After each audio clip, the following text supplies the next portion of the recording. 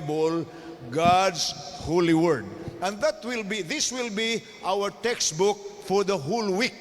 So na din he ato kuhaon ang gingalag Bible Prophecies Without Borders. Now to give you a little bit of an explanation, sa tanang libros kalibutan kinira mo'y naay duha ka element nga wa gyud magbulag. The element of prophecy and has been verified in the fulfillment of events in history. So gingalan ning Bible og prophetic historical books. Ang buti pasabot anang prophecy may gipangsulat diri kaniadto apa nangatuman karon, nangatuman sumala sa mga hitabo sa kasaysayan, nagakatuman karon, magakatuman ugma. Some scholars say nga kining Holy Bible dunay about 3,000 prophecies. It varies from one scholar to another. Some say 2,800, some say 2,500. But I would say na ani mga more or less 3,000 prophecies. Ug maura po ni libro nga naingon ana. You know, there are other religions that also have their holy books. Kada religion na may holy books. Ang mga Buddhist na sila because we know that the first writer of the first book, Prophet Moses, to the last writer, the last book, the book of Revelation, John the Revelator, has a gap of 1,500 years from the time of Moses to the time of John. So ingon ana kadugay ang pagsuwat ining libro ha. Ang nakanindot kay sama sa akong giingon ninyo, dili ni sama sa mga libro nga inyong gigamit sa eskwelahan. Kay di man gini ma-obsolete. Permanente maning nahimo nga the world's best seller. Nahibaw mo ko sana nga term? Ang word nga bestseller mo na ngalan nila sa libro nga Hilabihan Kahimalitan. Wa pagyud niya siya mo ubos. There was a time nga nakigkumpit sa wala pa ning atong cellphone, wala pa nang atong thesaurus, sa wala pa na nakigkumpit ang Webster Dictionary. Kay daghang kay kalibutan mo palit sa Webster, but the Webster Dictionary has never surpassed the Bible as the world's #1 bestseller. And this is what we are going to study this week. And I encourage you, young people, students, young teachers, I encourage you, include the Bible in your daily reading. It will help you a lot. Kaysa pinulungan pa ni Ginoong Hesus sa Matthew 4 verse 4, man shall not live by bread alone, but by every word that proceeds from the mouth of God. Ang buti pasabot sa Ginoo, kung igo ra ka mukaon sa pamahaw paniudto panihapon, wala kay pagbasa sa pulong sa Dios, spiritually malnourished ka. Why? The Bible, God's word, is food for the soul. Ang atong espirituhatong kinabuhi, mauni ang pagkaon mo na iyon si Jesus, man shall not live by bread alone, but by every word that proceeds from the mouth of God. So karong gabi atong sugdan og explore ang sulod ini nga Bible. Ani po ning Bible, daghan siyang symbols. Ang iyang prophecy, wa gisuwat nga direktag yung gingansyon by God to the king of the mightiest empire during the 7th century, or rather the 6th century BC. Nebuchadnezzar, the king of Babylon. Babylon was the great empire sometime in the 6th century BC. Kini nga king gihatagan ni siya sa Ginoo og panan-awon, a vision that relates to the end of the world, including our time today. But that vision was followed up in another chapter in the book of Daniel chapter 7. The king awoke from his sleep one night.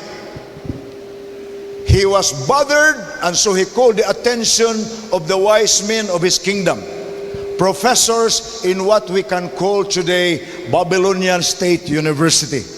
He told them, I dreamed a dream last night Nalibog ko, ug unsay kahulugan sa damgo, apan labaw sa tanan. Nakalimot ko unsay akong gidamgo. Gitawag ta mo aron inyo kong suginlan, kay kamuman ang manggialamon nga mga tao. Ang iyagong gipanawag mga tao nga kanagingalag mga manalagna bitaw, sama bitaw anang manghihimalad. There are some people, some guys come to you, ulitan ang inyong palad, udong-dong. Dato pa rin, yes, pasagot nila. Yung kwarta, namo nang yan lang og pamistry, kanang pagtuon sa kaugmaon sa tao, grabe sa pagbasa, sa mga tao, at kita surusko, kaya murusko, makita na doon sa tagabulan, o siya atong sudya, ni may baon tayo, o siya atong kapalaran, karong si Manaha, or sorry si Mana. Wow, thank you very much. This is na feeling, grabe na kalagpat sa karsada, nangutanap ko sa mga tao, what happened in the last 14 years when we were away? And they were saying, Pastor, China money. Si China money. Ang buti na ipasabot, ang China nagpahuwang o kwarta sa tanang mga pobre nga nasod. And by the way, apil ta sa Pilipinas, nagkukay tagutang sa China. Nagkagang kayo mga projects nila sa atong infrastructure na lago na kay gipanglamoy na sa politiko. Pero inutang na to sa China. Abi ninyo pilay utang sa Pilipinas on 17 trillion pesos. Ibati na sila yung 6 trillion na budget for 2026. Nga matod pa nila, binilyon ang gipang-insert para sa pork barrel. Dili lang tamis ko na political na. Aban ako mga tanong, China's way of conquering the world is by lending money to the poorer nations. Kaya naamang ko'y pinulungan sa in-English nga nag-ingon, binisayon lang ako na ang nakautang sa nautangan. Makautang na ganitag tao, maglikay na taan ng tawhana, kay bisag unsay isulti anang tao nga atong nautangan at gara ang usang world domination. So today, let me tell you again, what does the Bible say? Who will rule the world? Sa Daniel chapter 2, makita nato ang image nga dako kaayo nga metal. Image nga metal, nga lain-laik metal ang lawas. Gold, breast and arms of silver, boots, bronze, legs and pitiis, maputhaw, and feet of iron and clay. Munay Daniel 2. Unang gitaytulan ko na atong series karon, atong presentation karon, the great image, that's Daniel 2. But that great image is followed up by Daniel 7. Ang Daniel 2, damgo ni Nebuchadnezzar, gihubad ni Daniel, apan ang Daniel 7, damgo na yun ni Daniel. Ang nakita ni Daniel, different animals, a lion with an eagle's wing, followed by a bear. One side, one part of the body was higher than the other. Apan nagtungag ang bear o tulog ang rib bone. Gusok, bukog sa gusok nga nagdugo. Apan ang nisunod sa iya, leopard nga dunay pako ipadayag sa manalagna o sa propeta. Meaning, nothing happens in the world today that you cannot read in the Bible. Wars and rumors of wars, floods, even the typhoon Basyang that was recently here only last week, all this had been prophesied. Why? The Bible says God will not allow a crisis to take place on earth without revealing this to the prophets. So importante gid ang mahibaw ta. Ug unsay sud ini kay og mahibalo ta, pareha ta sa giingon ni David sa Psalm 119 verse 105. Thy word, that's the Bible, is a lamp unto my feet and a light unto my path. Nindot na nga pagkasulti. Kaya ingon pa ni David, kung nagbasa kog Bible, naglakaw kog dalan nga di gyud ko mangitngitan. Di ko maghadlok nga makatunob ko og delikado nga matumban. Ngano man, if I read the Bible, na ako'y dalang suga, na ako'y dalang iwag, na ako'y dalang flashlight. Muna gingon niya sa Psalm 119:105, Thy word is a lamp unto my feet and a light unto my path. Wow! It is very good thing for you to know what the Bible nimo inferior sa imo kay silver naman, pero combined ang duha ka gingharian, muna ang duha ka bukton. And history told us that in 539 BC, Cyrus the Mede, in collaboration with Darius the Persian, the combination of Media and Persia, conquered Babylon in 539 BC. Wow, muna history nga nahitabo. Apan ingon si Daniel sa hari, Senior Hari, maingon nga ikaw mapulihan, ang mupuli nimo di sad mulungtad kay mapulihan man pud naglain. And finally, in the year 331 BC, this is before Christ, Medo-Persia was overthrown by the growing kingdom of Macedonia called the Greek Empire. First by Philip of Macedon ug sa iyang anak si Alexander the Great. And Greece ruled the world from 331 BC to 168 BC. Apan pag-abot sa 168 BC, the Greeks, well known man kayo na sa atong movies karon. Nakita ninyo ng movie nga 300, nakita ninyo ng movie nga Spartacus. Mauna ang mga movie sa mga great Greek warrior nga paminaw ko maura gyud ni sa damgo nga akong gihubad kang Nebuchadnezzar. Ang leon ang Babylon, correct.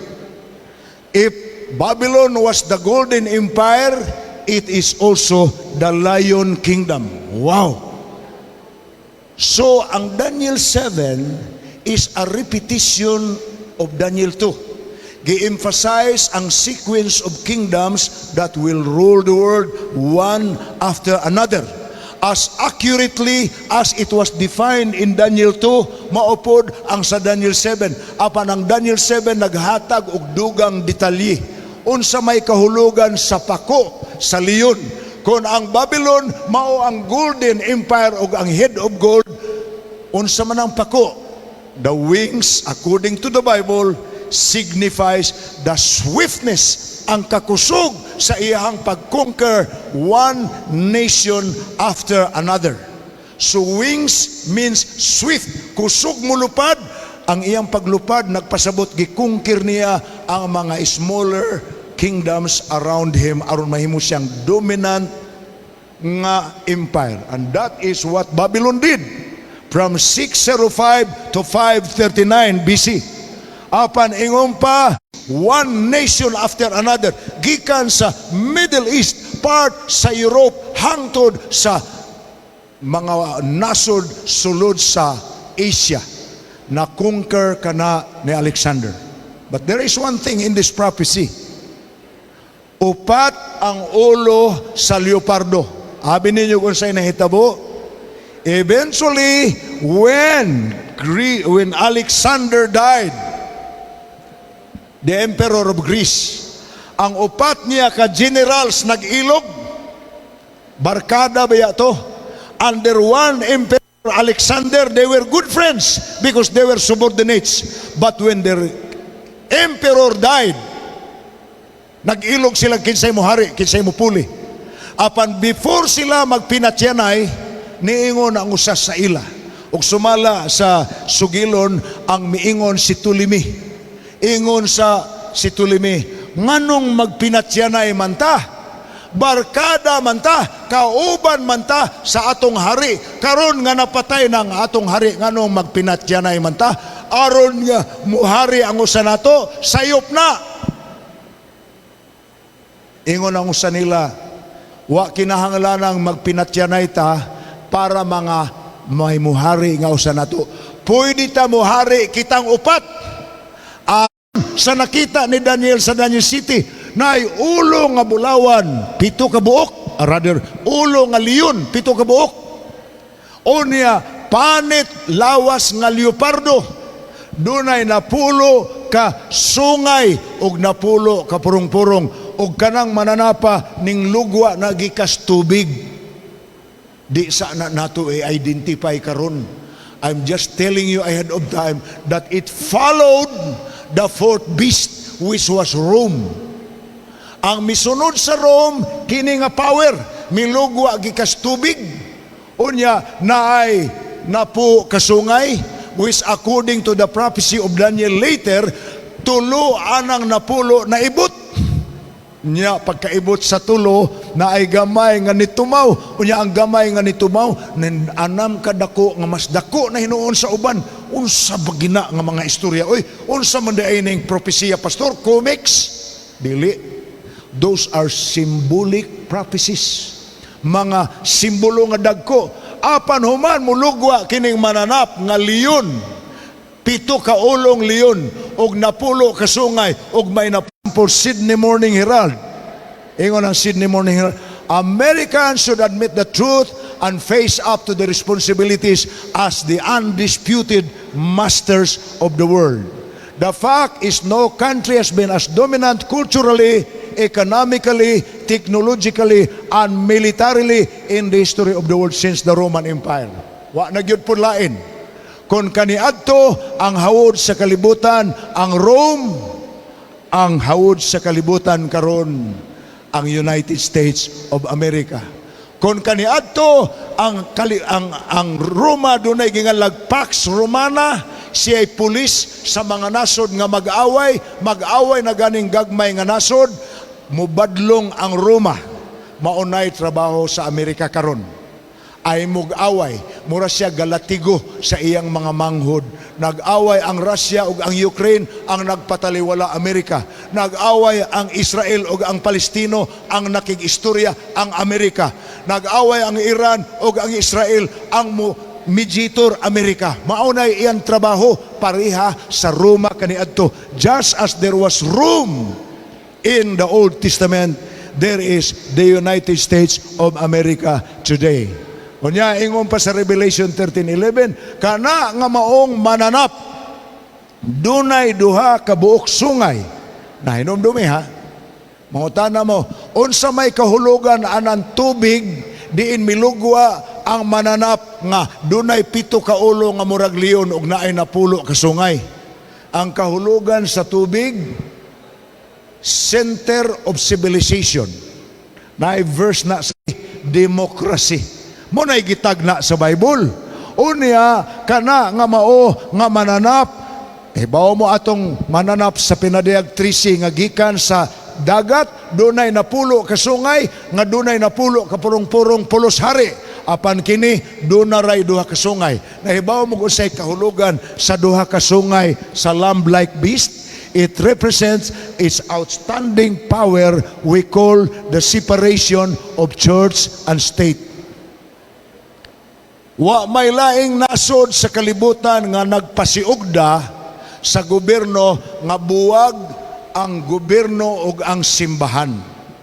During the Dark Ages, when Christianity was spread around the world, it was largely a Christianity sent by the king to the country that they will colonize. Parehagod na to, Pilipinas. Kita nga Pilipinas, giariantas Espanya, one of the 10 kingdoms of Western Europe, one of the 10 kingdoms sa image nga nakita ni Daniel. Spaniards ang nag-Christianize nato. Apan nganong nagdadiring Christianization kay gidas gobyerno. Pag-abot ni Magellan diri, iyang gi-offer kung dato humabon. Dawata ang offer sa Espanya ninyo. Gobyerno, sibilisasyon, o Cuba, silingan ras Amerika, 12 ka kilometro ang dagat nga tabukon gikas Cuba paingon sa Amerika sa state of Florida.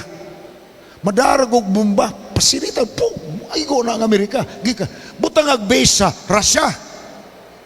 Ingon si Kennedy, sige, kita mo anang yang naong na ni Uncle Sam. Nahibaw mo ko sa Uncle Sam, US, United States. Ingon si Kennedy, sige, og inyong palargahon ang mga barko kay maghimo og base militar sa Cuba, pulpogo na mo na diya sa Atlantic Ocean. Pabalikan na ninyo aron dili mo mga damage. gamay nga sungay apan gamhanag tingog. Batan-on nga presidente sa Amerika mikurog ang tuhod sa tiguwa nga general sa Russia. Gipatuyok ni Brezhnev ang mga barko, gipabalik sa Russia. Wa madayon ang Cold War sa 1960. Ano man? Naay kinaiyas pagkakarniro kay mutabang sa talabangon, pero naay tingog sa dragon kay kusog ang baba. Apanabi ninyo mga kaigsunan, ang maayong balita sa ato karon mao ni walay usa ni ining mga ginghariana ang eventually muhari sa atong kalibutan.